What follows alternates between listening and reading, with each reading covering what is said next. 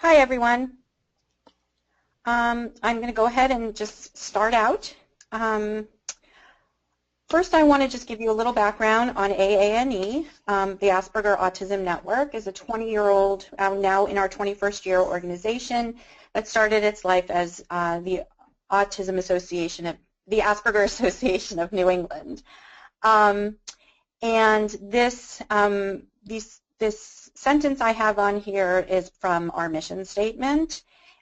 We do work with people throughout the lifespan.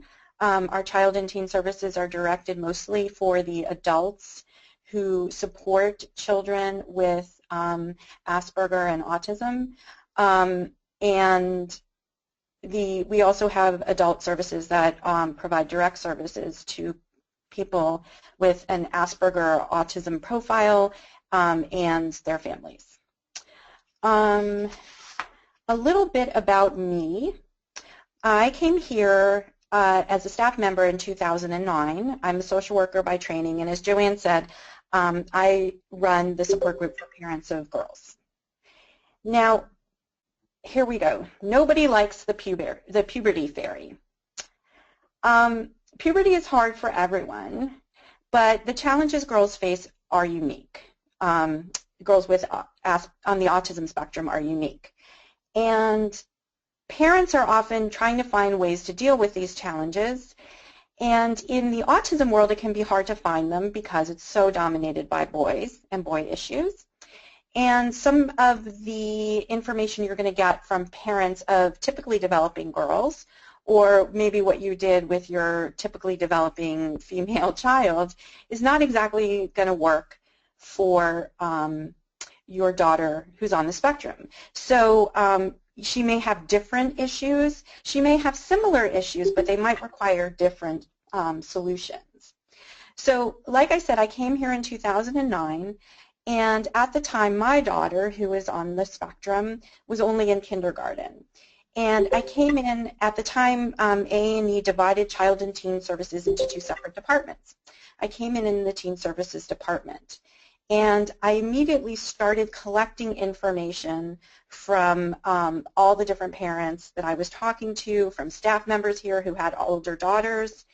And this presentation is a sort of a way of bringing together the information I've gotten from readings, from parents I've worked with, some of the things I've tried at home.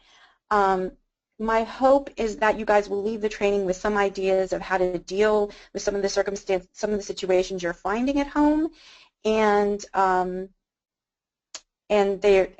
you also might have some great things that you're doing at home that could be solutions that other parents could use.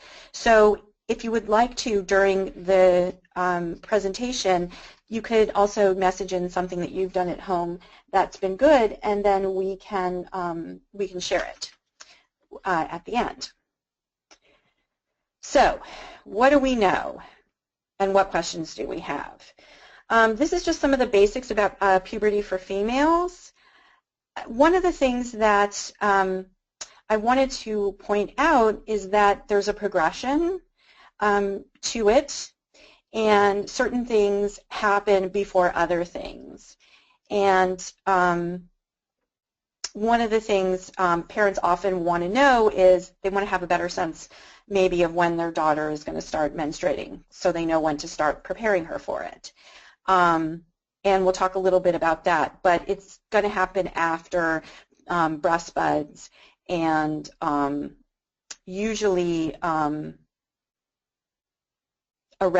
soon after the pubic and underarm hair starts to develop.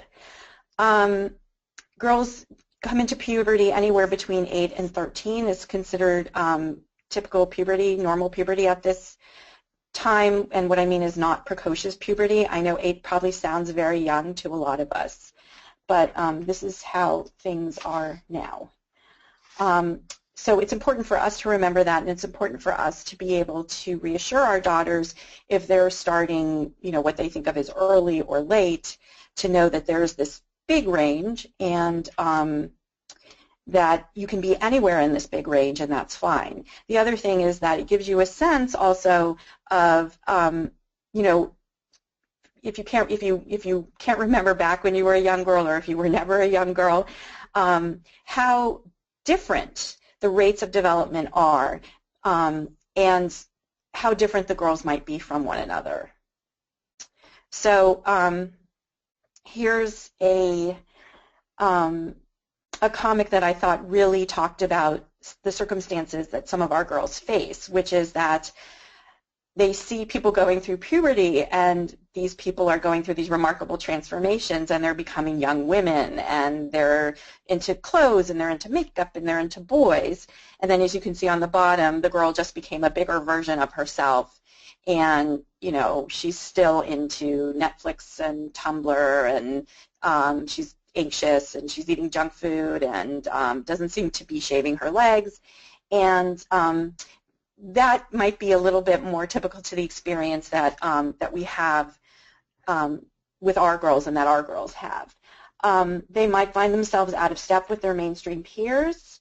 They're likely to be delayed socially and emotionally, and that's just a fact of life with kids on the spectrum.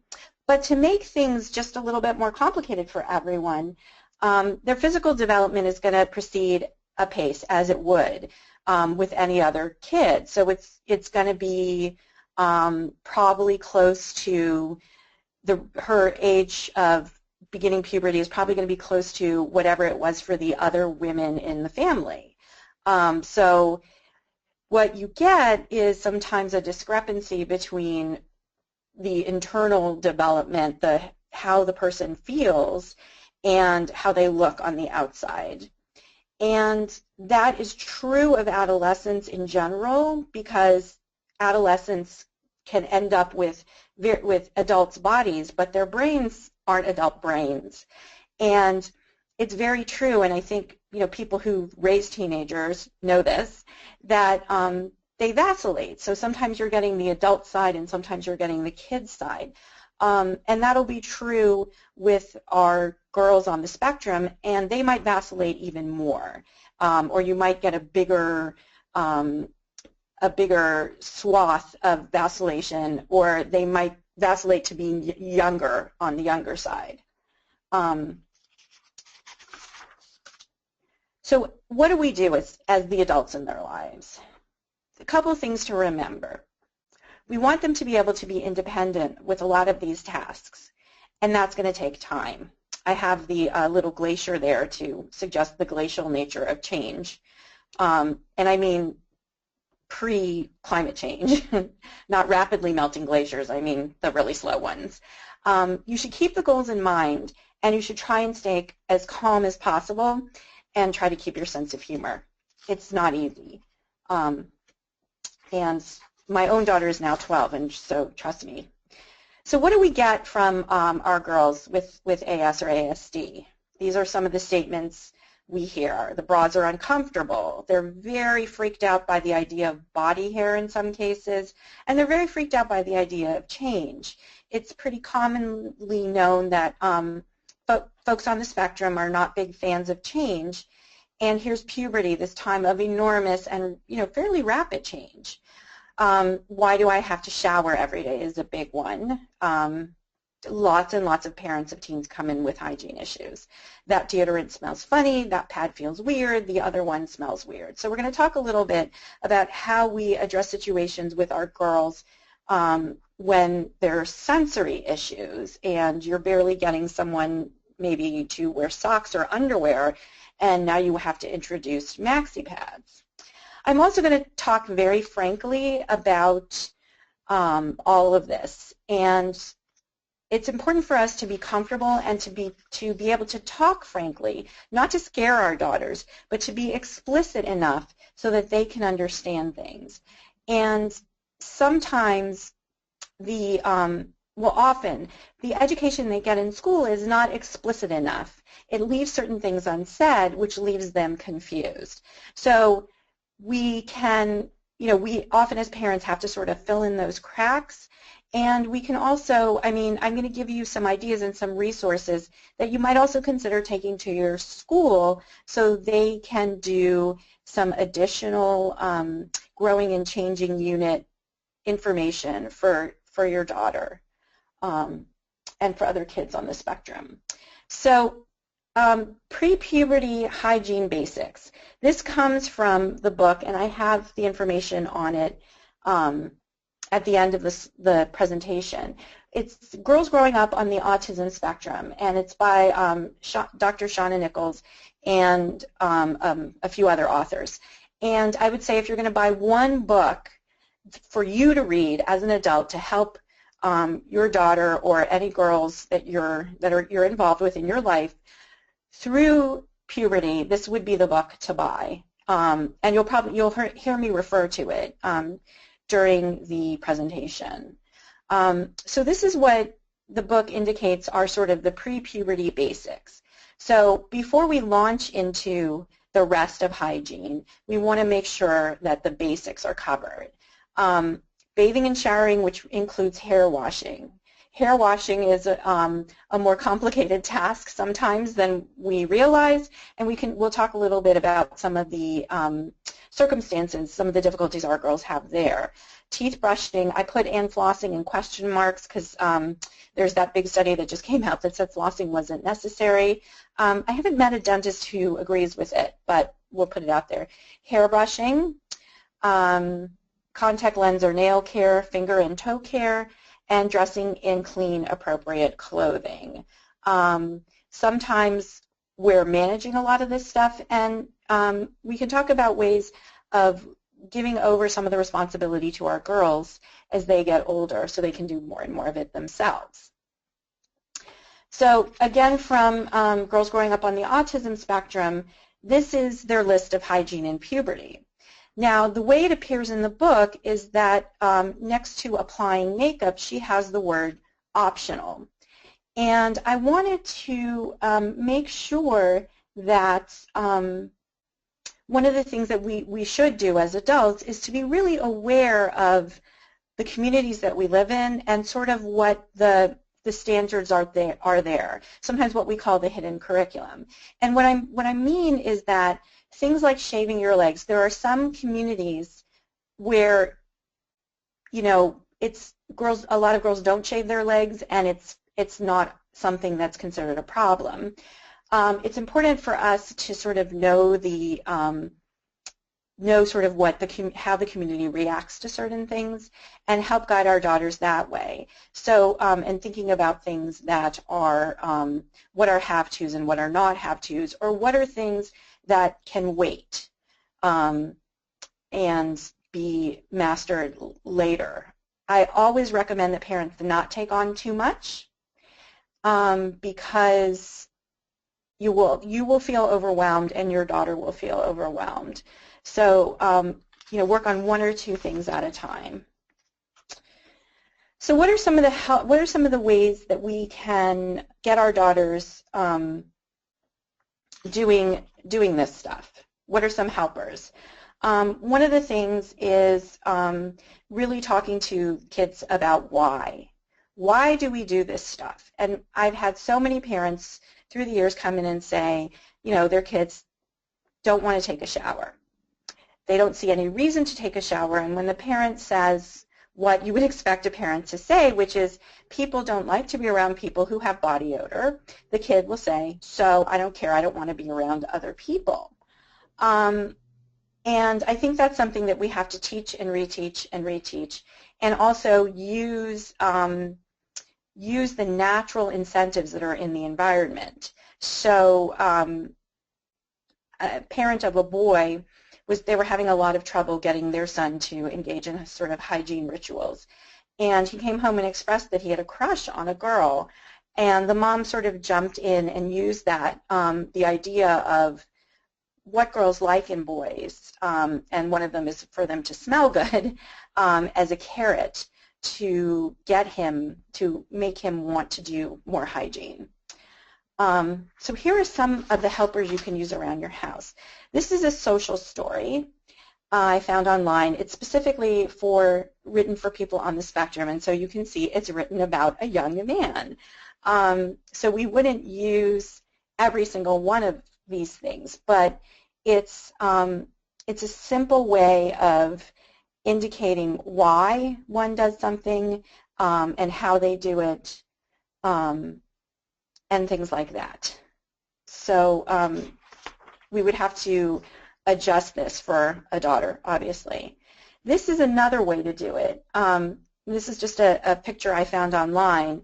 And something like this could be in a bedroom or wherever the child gets dressed, just to remind them. Up, down, up is the way I talked to my daughter about using deodorant. I was concerned that she wasn't, that she wasn't putting on enough and she wasn't using it effectively. And so I have taught her to start at the bottom of her armpit, go up, go down, and then up again. So she has like 3 layers of it. So, that's often the kind of visual prompt that you want. It's very simple, and usually it's a reference to some teaching you've done beforehand. Organizational ways of organizing our kids' things is another way to help them do their hygiene rituals. So you can go online, you can go on Pinterest, and you can find some really extensive organizational systems, things that will send you to the Container Store and Target, and those things are really good, if that's how you work and that's really going to work for you. But sometimes they're not necessary. So this is a simple organizational tool that I use.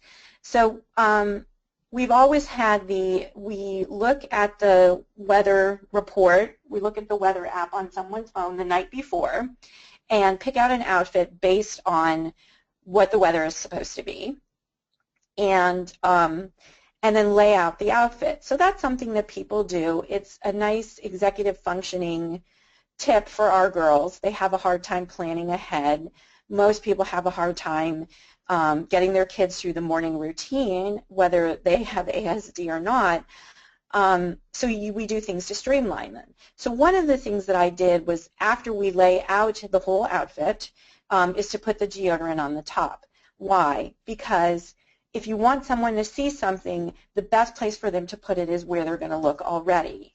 Now, my hope is that, and what I'm working toward with my daughter, is that this is a simple system that she can utilize herself when she is, as she becomes more independent. And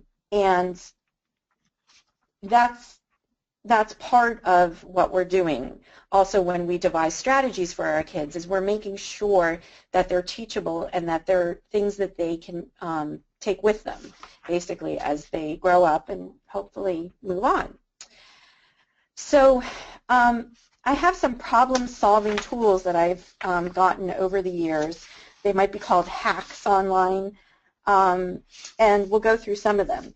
But in terms of when your daughter is having a problem doing something, no matter what it is, the first thing you need to know is why the problem is happening, what's going on.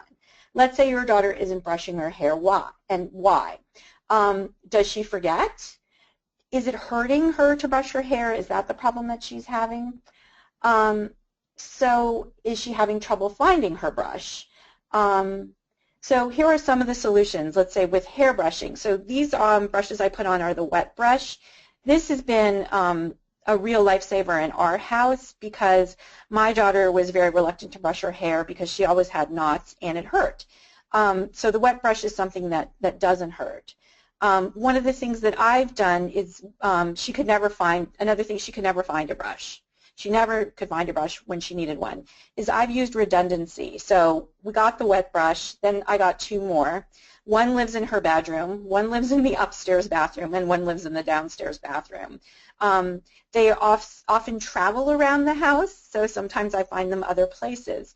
But sometimes redundancy is the best way, especially with like the morning routine if kids are in multiple spots.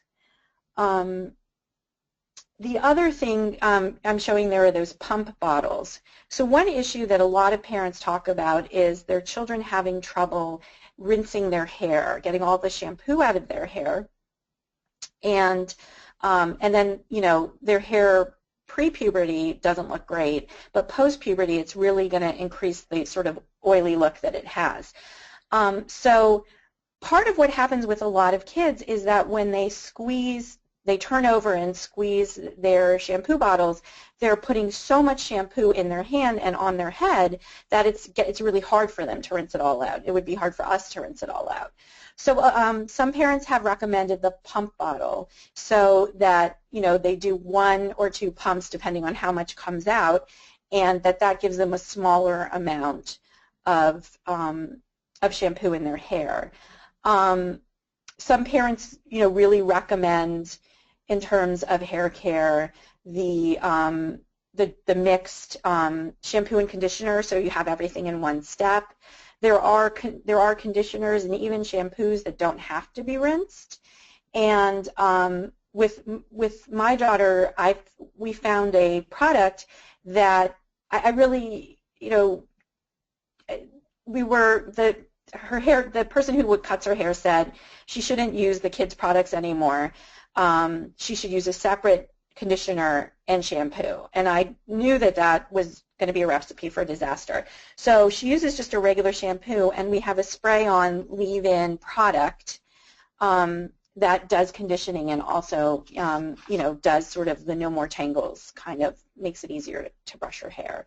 So those are some of the ways that you can kind of deal with the hair washing issue.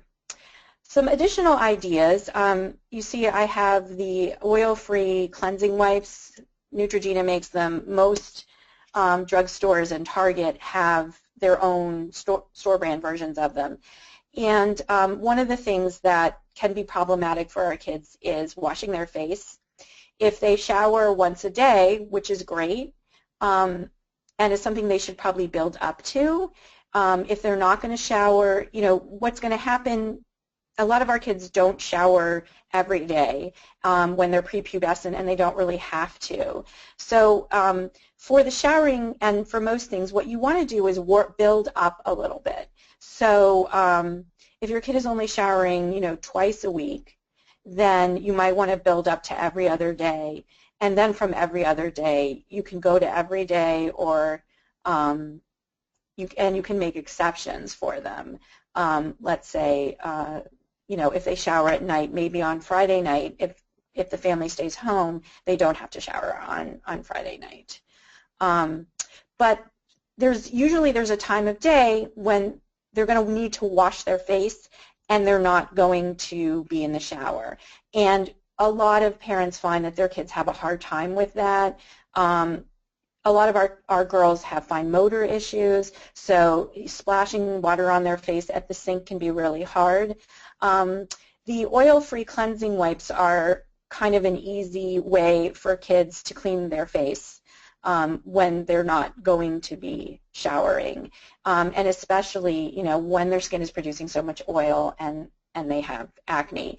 They're much easier to use than an astringent where you would have to, something like Sea Breeze, which I don't even know if they make that anymore, but that's what everyone used when I was a teenager, where you have to put it on top of a cotton ball. Some of our kids that would be a step that would be very hard for them. I have an electric razor on here. It can be a good way to start helping them learn to shave because it's very hard to cut yourself with one. The caveat, one problem that we did have is that because it vibrates, that can be an issue for some kids. They don't like things that vibrate. They don't like the noise. So you would want to introduce it to them. You want it to turn it on, let them hold it, get used to the noise. They're not terribly, terribly loud. If your child uses an electric toothbrush, it's the same level of noise. I can report that for some kids they do tickle when they use them under their arms, and for that reason, some girls have trouble with them. This thing in the middle is the Velcro towel, and one of the things that we're going to talk about more and is a big part of guiding your daughter through puberty is this idea of privacy. And a lot of girls, when they get out of the shower, again, there's that fine motor issue, and wrapping the towel and tucking it in can be hard for them. The Velcro towel is something they can put around them just the way they would a regular towel, and but the closure is Velcro, and it's a lot easier to use. Okay, it wouldn't be a puberty talk without talking about menstruation.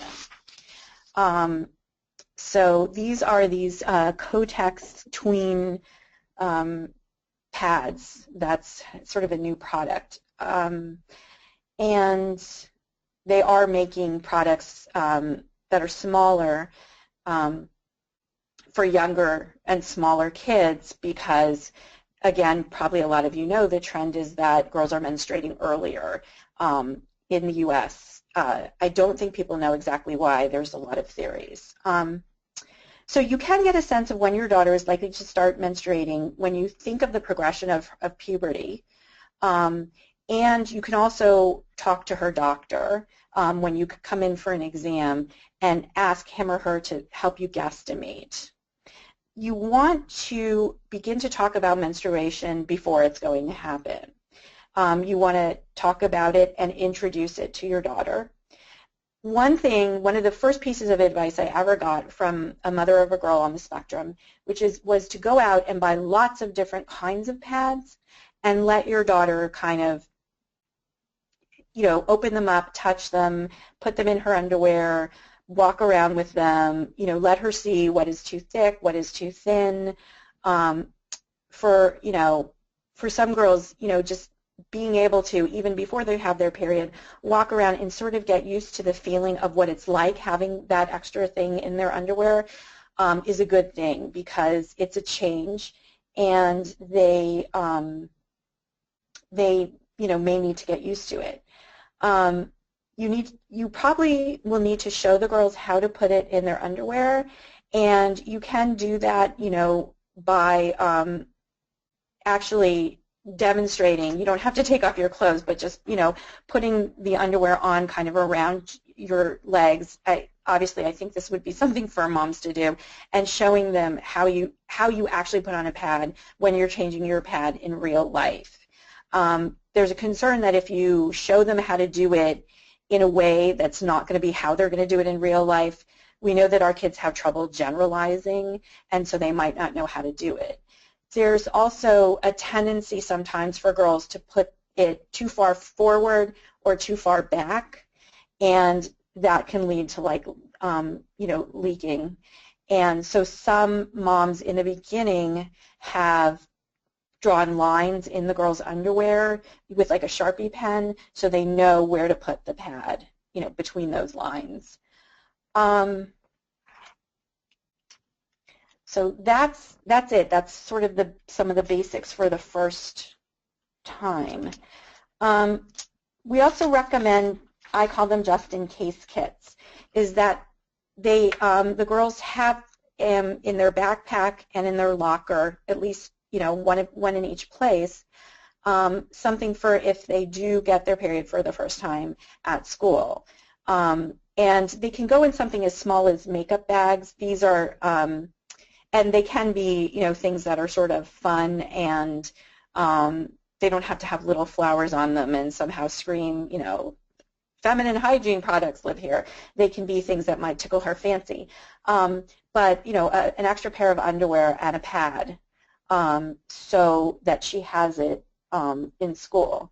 The other thing that is good to teach your daughter is how to make a pad when she doesn't have one with her in the bathroom, like a short-term one, by winding toilet paper around her forefingers so that she can use that until she has a chance to get another one. And just a few more things about sending some reminders about things about your daughter's first period. Your daughter may be expecting her first menstrual blood to be bright red, the way blood usually looks. But it's important to let her know that it can be brown or even black, and that's okay. It's perfectly normal. If your daughter cannot swallow pills, which is something some of our kids have trouble doing it, if you think that she's likely to be a kid who's really bothered by cramps, you might want to work on having her learn to swallow pills. One way to do that is to start with those little Nerds candies and they're very, very small, and she can start off swallowing those. And if she masters that, then you can move on to something bigger like a Tic Tac. And then once she's able to swallow a Tic Tac, she's going to be able to swallow most pills. But she might, if she's likely to need medication for cramps, you want her to be able to take it. One of the things that's really useful for girls is talk about tracking your period. Now, initially, one of the things we have to let our girls know is that your initial first few periods may not come regularly. That's normal and not uncommon, but tracking is good. It's good for her to know to know that her period is coming soon, A, so she can be prepared, and B, we see a lot of reports of increased mood swings with the hormone changes that women go through during their cycle. And if your daughter is very emotional or irritable, it's important for everyone, for you and for her, to know that part of what's going on can be caused by this change, before she gets her period, and to know that it's short-lived. She might need more sleep during this time, and that the moodiness is going to go away. And sometimes when you're in a bad mood and you don't know why and you feel like you can't get out of it, people get in a worse mood because they're in a bad mood and they don't know why and they can't get out of it. So this will help her know why and know that it's temporary. There are actually some great apps for tracking your period. So if your daughter has a cell phone, that might be one way to do it. The other thing that we do need to teach them to do, and I'm being very explicit about all these different possibilities because it comes from the experience of having talked to all these parents, and here are some things people have run into. And one is teaching them how often they need to change their pads, which is every 3 or 4 hours. And they might need reminders for that. They can be set on a watch or a cell phone or something like that. But that is another part of the sort of education about menstruation. Another good thing to do, even, as your daughter is a preteen or if she's already a teenager, is introducing the idea of a purse. Cross-body bags are a recommendation, and because they're really easy to carry around without, you don't usually need to put them down to use your hands. I've given 2 examples here. One is Space, and the other one is Eevee, who is one of the Pokemon. So you can, again, find things that tickle your girl's fancy that are about her interests, things that go with her. And it's good for her to get used to carrying a purse so she can carry her sanitary supplies, so she can have a wallet or a change purse with some money. And if she has a phone, she can carry her phone in there. And this is, for hygiene, but also it's for safety, so that, she can reach you if she needs to, or reach someone if she needs to. And so she's not walking around without any money. Even if she's not going anywhere on her own, even if we're not at the point where we're, say, like dropping them off at the mall with friends, it's still a good habit to get into, because eventually they are going to be going places on their own, and you want them to be already in the habit of having those things in their purse. Okay, bras. It can be really, really hard for our girls to get used to wearing bras because they have sensory issues sometimes. And so, these are the kids who, even when it's freezing cold in the winter, they don't wear socks because they can't stand socks. So Dr. Shauna Nichols, who I mentioned, she has this, I think I named it the bra ladder, but she has this progression of bras that starts from sort of the loosest and most comfortable, like the camisole or the tank top, and goes to things that are more restrictive. Clearly, that are more, not restrictive, but that you're more likely to feel and that are more likely to cause girls sensory issues. Obviously, not all women wear underwire bras, but it's something to build up to the regular bra. The first ones, they have a lot of bras that can be slipped over the heads, because one of the things that girls are usually going to need to be taught is how to do the hooks on the bra. And again, some of our girls have great fine motor skills, and some of our girls have terrible fine motor skills, and those girls are going to be the ones who need some assistance. It's really easy now to find ones that don't have labels in them. The labels are stamped on, which is always nice. I found some really soft ones actually at Justice. They weren't cheap, but they were very, very soft. So, if you want to look for things that are soft, in the summer you might want to look for, tend more toward cotton. If your daughter gets warm, that it's breathable. And this is an example of a sports bra, and that is the Pony Fluttershy from My Little Pony. So again, you might be able to find things that tickle your daughter's fancy that really represent her. And it's important that in guiding her as she grows up, we're not trying to eradicate the personality that's already there. We're not trying to change them into new people. We're not trying to make them into, neurotypical, teen girls, because that's not going to happen. That we're trying to give them their own path and to really support their individual development and letting them be who they are. And I think we're somewhat lucky to live in a time where there are more choices to help, out there in the consumer world to help us do that. Privacy. Privacy is a big issue once you become an adolescent, especially, and certain things change, and it's also, it also leads into safety issues. So one aspect of privacy is body parts, and one aspect is, which we'll talk about a little bit more later, is also for us to respect our child's privacy. So when they were young, we had quite a bit of access to their bodies. We cuddled them, we changed their diapers, things like that. As they grow, we have to respect their privacy, even if they're not asking for it, because it's expected with adult bodies. So, we need to knock. And not just walk into their bedrooms or the bathrooms if we've been accustomed to doing that. And we need to teach them to do that as well. We also want to talk about private topics. And I think it's really important to make clear to our kids the difference between a private topic and a secret. Because secrets suggest shamefulness, and a secret is something that you just don't tell anyone. A private topic is something that you can talk about with other people, but you have to be able to talk to the right people about it. So there are lots of different ways to start addressing that question of who can I talk to about this with. One way is making a list. So this would be like a list for menstruation.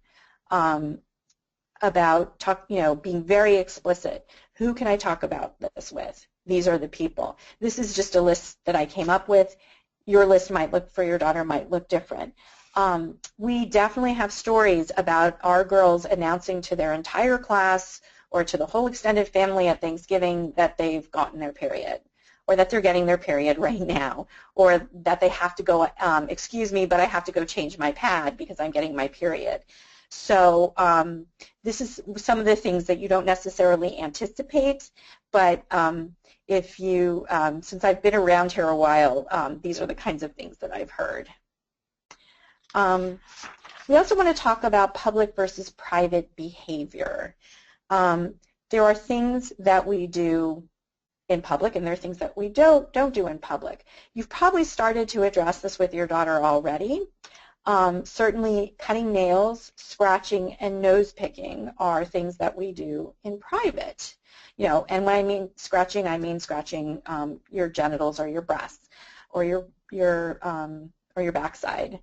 The other thing to address in public versus private behavior is menstruation and masturbation. Excuse me, I'm getting my M's mixed up. And to talk to your daughter about it. Obviously, whatever you say has to be in keeping with your personal beliefs, but that is a big issue in adolescence, for all adolescents, and you want to make it clear that that is just not something we do in public. And it can be, these things sound very obvious, but it's really good to be explicit. And I will give you an example. For a while here, I led an adult support group, adults in our community. The people in my group were, all college educated. Some had advanced degrees. And at one point, one member of the group, while we were having the group, pulled out her nail clippers and started clipping her nails in the middle of the group. And when I addressed it with the group, they were confused because they had seen people filing their nails, like on the T, on the bus, and wanted to know what was the difference between clipping and filing. Well, filing your nails in public or any grooming in public is, I would say that's a little bit in the gray zone. I mean, you can meet people who find that absolutely objectionable and would never do it, and you can meet people who say it's okay, but they were confused about the distinction between cutting your nails and filing your nails in public, and we talked about that a little bit, and including the fact that when you cut your nails, the little pieces of nail fly everywhere, and people find that gross and unpleasant. But that's just an example of how explicit we sometimes have to be when we talk about private versus public behavior. With body parts, we usually use the bathing suit rule. It's an easy way to talk about what parts people do and don't touch in public, and what parts of you are not allowed for people to touch. And it's anything covered by the bikini is a no-no. And we have to make sure that we talk about exceptions, like going to the doctor, because if we make a hard and fast rule, for some of our kids, they will follow that rule in every circumstance and won't make exceptions for the doctor. Another big safety issue that comes up a lot is the internet. Everyone is concerned about, every parent is concerned about internet safety. So this is a list of tips for online safety that's just very general. It's general to any kids, but it's good. And there are things that I would add to it for our girls. One of the things you want to tell them, and you want to be extremely explicit about this, do not post pictures of videos of any part of your body. Not even to set, don't text them to anyone, even your friends. That is a really important one. We want to let our kids know that there's not a lot of privacy on the internet. You can use privacy settings on social networking, but for the most part, you can't. The expectation that you're going to have privacy on the internet is not correct, and we want to let them know that. So, number 2 here about not posting personal information is a really important one. We also don't want anyone to, we don't want them to meet up Well, number 3, never meet in person with anyone you first met on the internet. If someone asks to meet you, tell your parents right away. Some people may not be who they say they are. In addition to that, we also recommend telling our kids to ignore any message asking them for help or for personal information, even if they say that you have won something. That is a lie. Those things are not true, and to ignore them. And we've definitely seen a lot of adults in our community get in trouble because they get caught up in these scams on the internet. One thing that I do also want to talk about when we talk about internet safety and privacy is respecting our kids' privacy, especially as they get older. So we're accustomed, a lot of parents are accustomed to being able to post pictures of our kids online and to being able to, post stories about the funny things they say.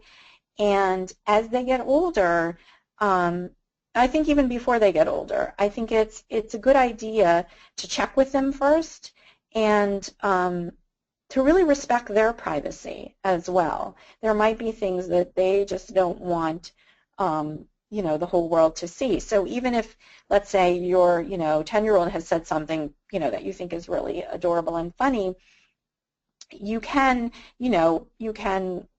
email it to, your mother, your mother-in-law, the grandparents, the aunts and uncles, rather than putting it up on your Facebook page, let's say, because even if your child is not on social media, they will be eventually, and everyone has a right to privacy.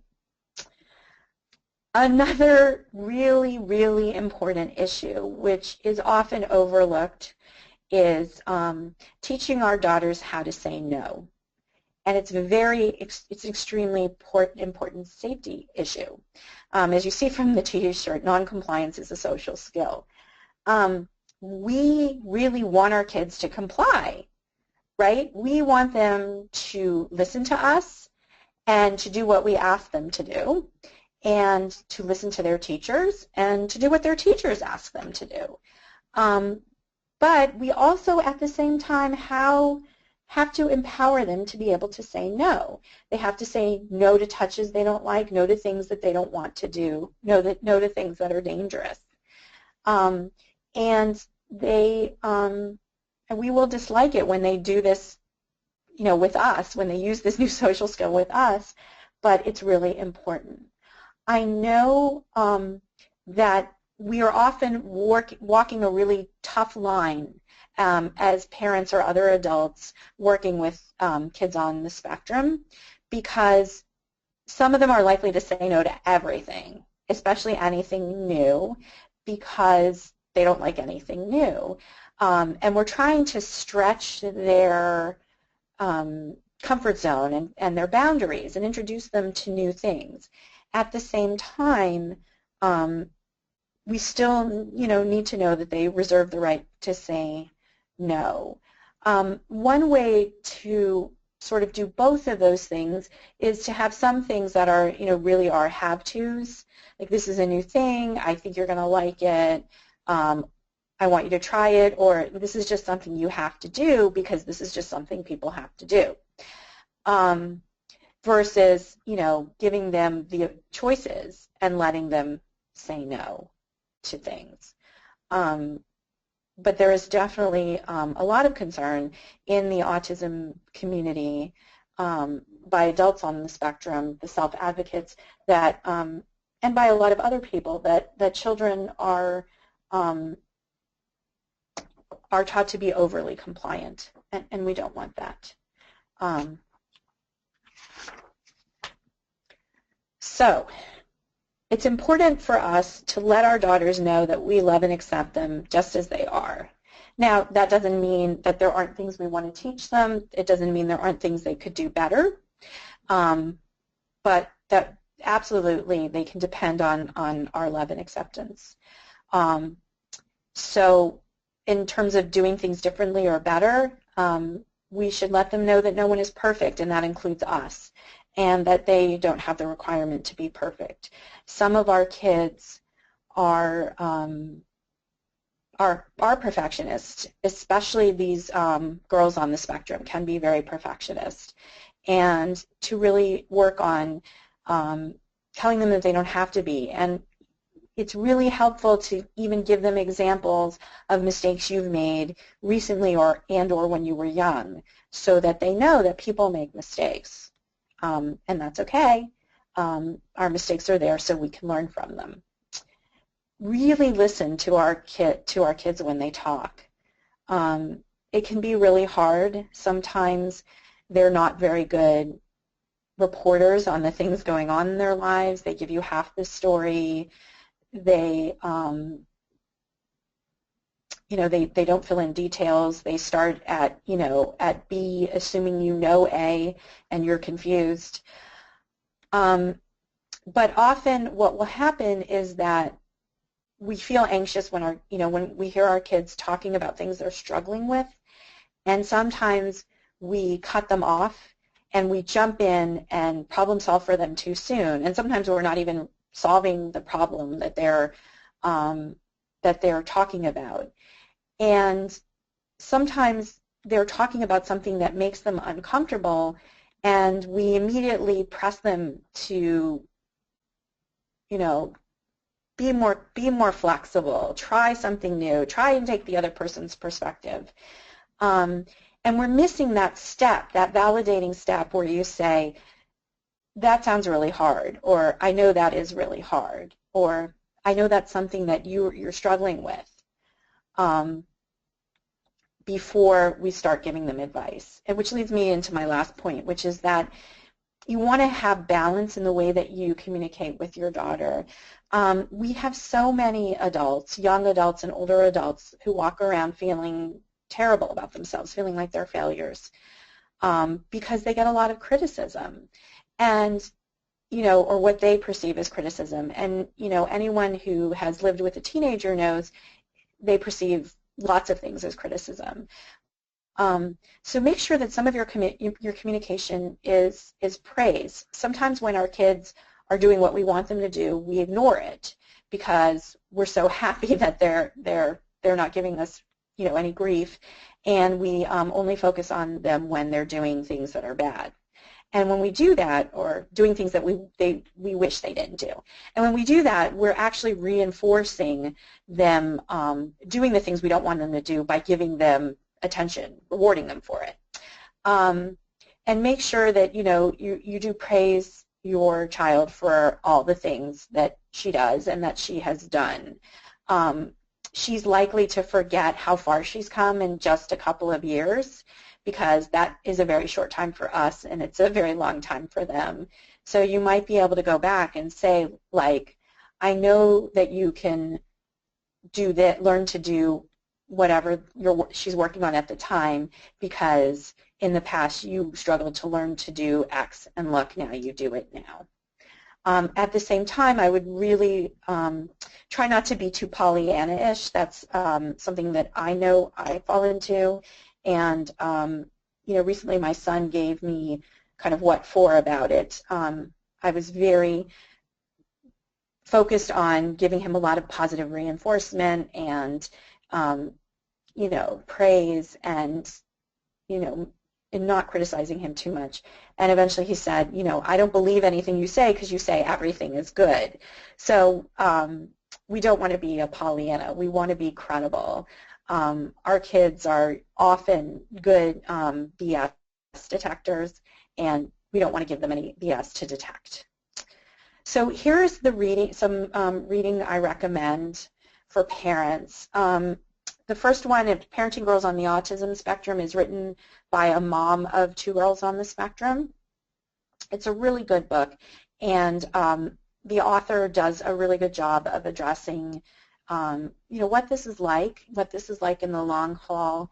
She has chapters on self-care and for parents.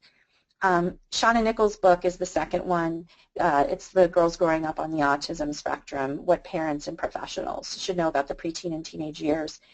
I would definitely recommend that one to parents and professionals. She has a lot of good tips in here, some of which I've touched on, but there's more. It's a very good book. Here are some things that you can use with your daughter. So the Growing Up book for girls is a book, a very sort of simple one-page, almost like social stories about different topics. She addresses hygiene and privacy. She addresses self-esteem, liking your body, things like that. Some of our girls will find the simplicity of it, makes things easier to understand, and they'll like that. And some of our girls will be offended by how simplistic it is. So, it would work for some and not for the other. People are probably familiar with the American Girl series of books. The Care and Keeping of You are really good books, and they have some things broken down. So they do have a whole page on how to shave your legs. It goes step by step. So it's, you could even, have a photocopy of that page in the bathroom as a reinforcer. If that's something that your daughter is working on. I mean, first you would have to do the teaching. She doesn't sit down and just do it following the visual reinforcer, but then to have the reinforcer there in case she forgets certain steps. The next thing is this video by Coulter Videos, which is, it has sort of the whole soup to nuts puberty stuff, and it's just for girls who are on the spectrum or who have other kinds of similar conditions.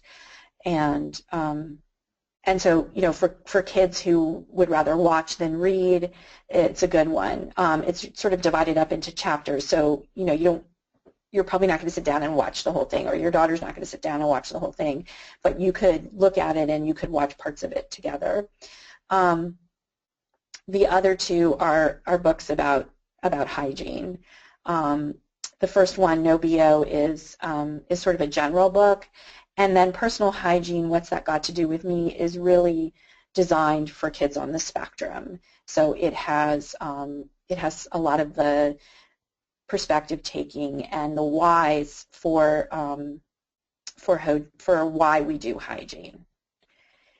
And that is the end of the slideshow for now, and I'm happy to take any questions, and also if people have any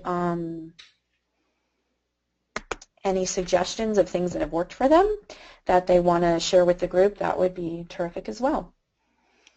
Excellent. Thanks, Erica. This was great. We do have a few questions, and I'll go ahead and ask you the first question, and feel free to chat in along the way. So the first one was, in terms of face washing, what would you recommend for a girl who will not let anyone or anything touch her face? Ooh, that's a tough one. I guess it would be important to figure out exactly why it is she won't let anyone or anything touch her face.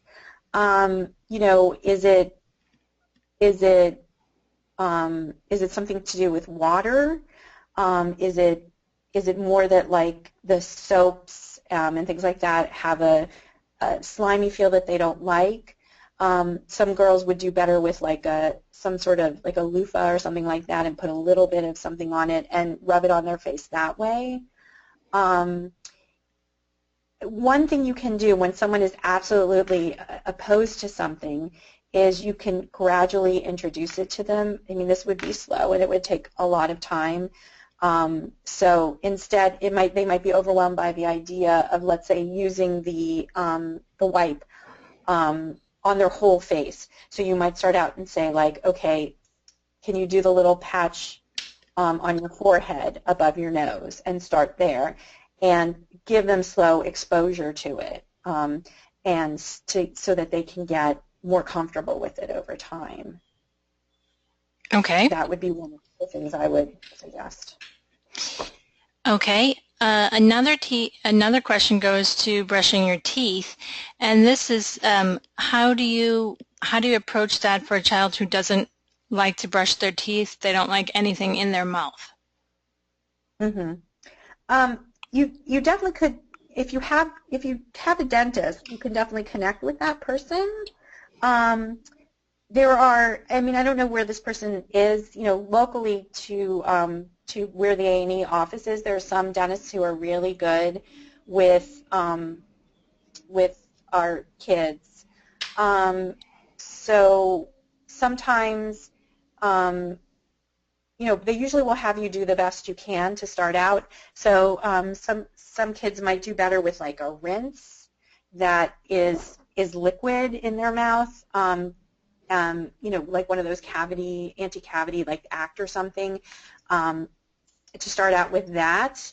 Again, I think doing it in small chunks might be easy. So, getting a very tiny toothbrush, maybe just starting off with like the 2 front teeth and seeing how that feels, and going really slowly and adding a little bit more might be a way to do it. With all of this stuff, I would, the face washing and the toothbrushing, if you're really having issues with it, it's a good idea to consult an OT, especially one who has experience with sensory profiles, to see what they recommend. Sometimes it's hard to know what it is that really is bugging the kid.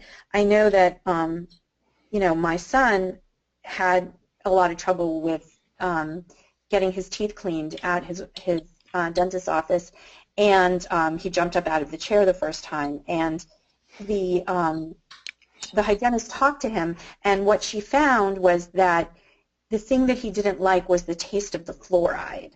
They have like these flavors. They have like chocolate and berry. He didn't like either. She tried, another one. He didn't like it, and so she had flavor-free fluoride. Some of our kids also find mint too strong of a flavor in their mouth, and you can get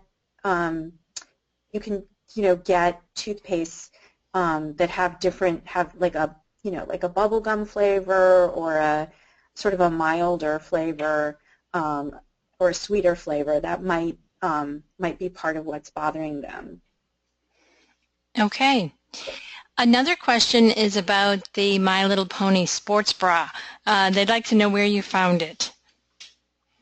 Oh, I think it was Amazon.com,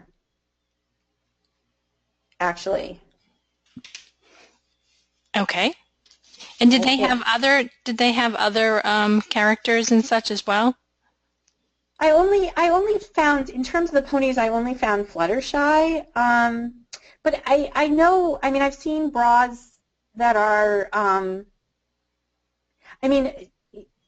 what I've done in the past with certain things is just Google them. So I've seen bras that have lots of different characters on them, bras and underwear, even for bigger girls.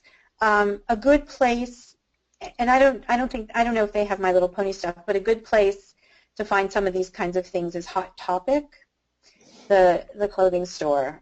They tend to have, and they have an online shop too, and they have like Disney things and Harry Potter and Pokemon and things like that. But if you Google, MLP bra or My Little Pony bra, you might be able to find some then. I only found the Fluttershy one though. Okay, and our next question is around the start of puberty. So when do you suggest the talk about puberty begins? Our girl is 9 and is showing no signs of changes. I think if the physical changes don't seem to be happening, you can go with the if the school district is going to address it. A lot of them do it in like 5th grade or something. You can go with the school's schedule. So usually what happens is they're going to put something out, and because they're going to ask permission for all the parents for the kids to attend any of this stuff. And during that time, that would be when you want to preview some of this stuff. if they're going to show, let's say they're going to show a video, which they often do, you might want to preview the video with your daughter so that she knows what to expect, and that so she can ask you any questions. In the case of my daughter, when she was in 5th grade and they were doing that stuff, I actually brought the issue to her team, and I said, she needs this stuff. This is really important for her, but she's going to need more, and she's probably going to need it previewed. I think that it's important for our kids to know this stuff. It's important to their development, and it's important to their safety. I brought it to her team, and the inclusion facilitator in her school did some stuff with her before the, including, I think, watching the video that they showed the kids, so that, she would know things ahead of time that she would ask, so she could ask questions ahead of time, especially for girls for whom this is going to cause some anxiety. One of the things we usually recommend with anxiety is previewing it, so they know what to expect. One of the big things that causes our kids anxiety is not knowing what to expect. And we find very often when they know what's going to happen, their anxiety goes down. Okay, so we have one more question, but we have plenty of time, so if you have any questions or suggestions of what has worked for your child, please type in. So this question involves books regarding headaches, and it's, my daughter gets a lot of headaches that I think are stress-related, and can you recommend a book that could tell her more or teach her more about them? I don't know of one off the top of my head, but I could, if you wanted to contact me. Unfortunately, I didn't put my contact information on any slides, but I can give it to you all now, and you can always contact me if you have additional questions. Probably the best way to reach me is by email, and my email is Erika, ERIKA.Dresner, D as in dog, R-E-Z as in zebra, N-E-R, at AANE.org. And, if you go home and you try out some of these things and they don't work and you need more ideas, or, if you have a question about something that you don't want to ask, in the context of the whole webinar, people should always feel free to call.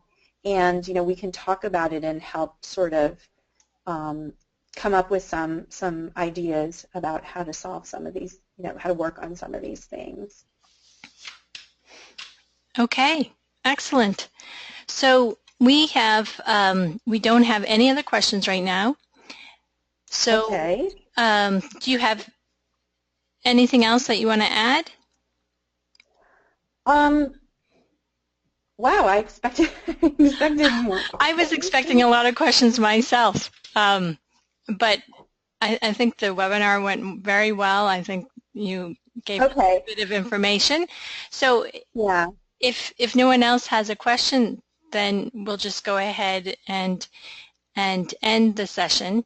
But I do want to remind people again that this session is being recorded.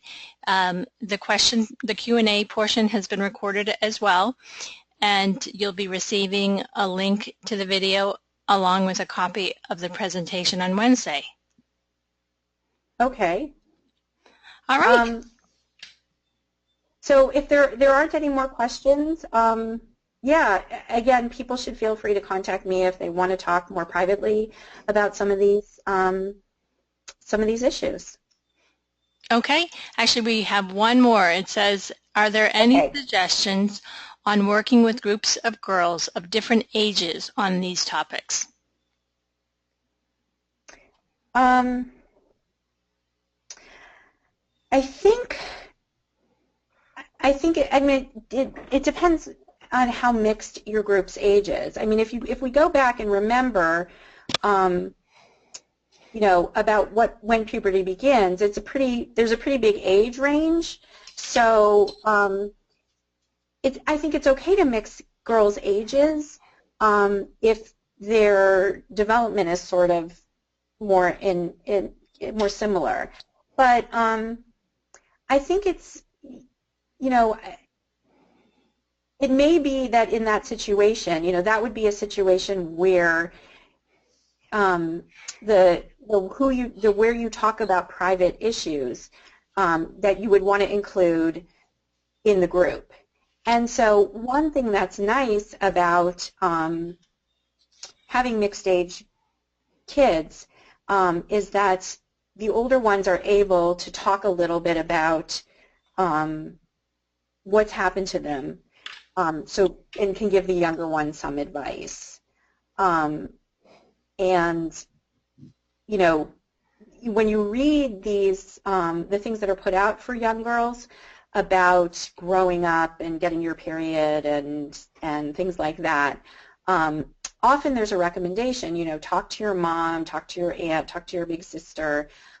So I think it's, getting information from other girls and women makes a lot of sense. And, sometimes our girls don't have a lot of opportunity to sort of guide other people. They're often in a position where they're the one being guided. So I think, one thing you could do is you could have, in that situation, you could have an older girl be responsible for talking about some of this stuff if she's comfortable doing it, or letting the younger girls ask questions of her and her being able to answer them.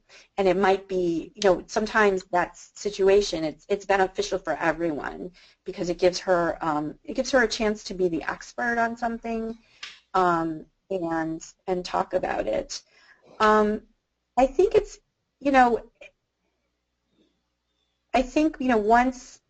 once you see signs of development, or once they're going to hit that unit about development in school, or once your daughter or the girl you're working with start asking questions, they might become curious about things, and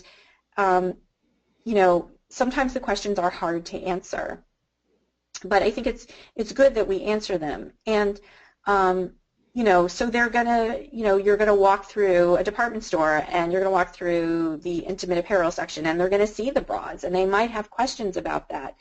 And you can answer those questions. You can talk about the different kinds of bras. You can show them different kinds of bras. Sometimes our kids have questions. You answer that very simply with, as much information as they're asking for. And then, the next question is like, how do they make the M&Ms the different colors that they are, or something completely different? So, it is a conversation that may be ongoing. And that's okay, and being comfortable with it as the adults who are guiding these girls is really beneficial to them. So it can be hard, and I think especially for parents, it's hard. The change in personality from sort of the little girl to the tween and teen girl, it's quite a big change, and it happens with the boys too. When I first came here, I recall a teen mom, a mom of a teen, saying that she missed this sweet little boy who sat on the couch and watched the History Channel with her and snuggled with her, and her teenage son didn't talk to her very much. And so I think if we have when we have time to make inroads, and the kids are really listening and willing to listen to us, it's good. The other thing is, it sounds like that person is either a teacher or a clinician, and I can't overestimate for tweens and teens the benefit of other adults. Our kids often have trouble finding a peer group to kind of reality test with, to ask questions to get ideas from. And another trusted adult can be really good when they come, because often these kids, like other teens, come to the point where they don't want to talk about certain things to their parents. So I would say go for the group. And I would be really interested in hearing how it goes. Okay. And she came back and said, our school is small and we don't have much choice. Many of the girls have started their periods, but many have not. So it sounds like those who have could talk with those who haven't. Yeah. I mean, you may want to, I think in that situation, you may want to talk to the girl who's going to be sort of the older, wiser, leader type girl and talk to her about that role and maybe help her think about ways to talk about what it's like without scaring the other girls. I mean, that's always the issue with mixing ages. It's the same when we support parents, is that sometimes parents of younger kids are a little frightened by what they hear from parents of older kids.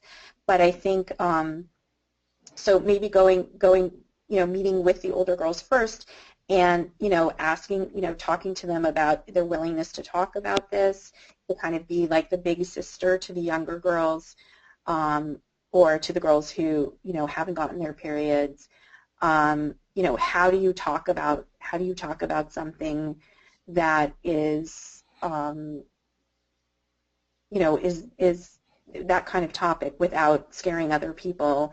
And I think it would be like a theory of mind, a good theory of mind exercise. It would be a good exercise for the older girls as well.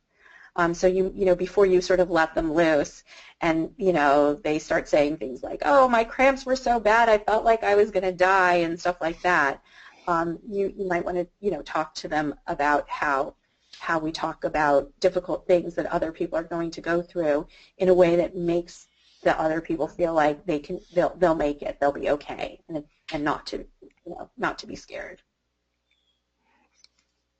Excellent. All righty.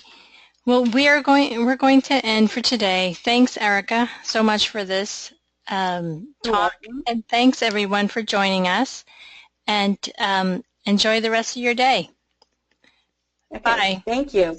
You're Bye-bye. welcome. Bye.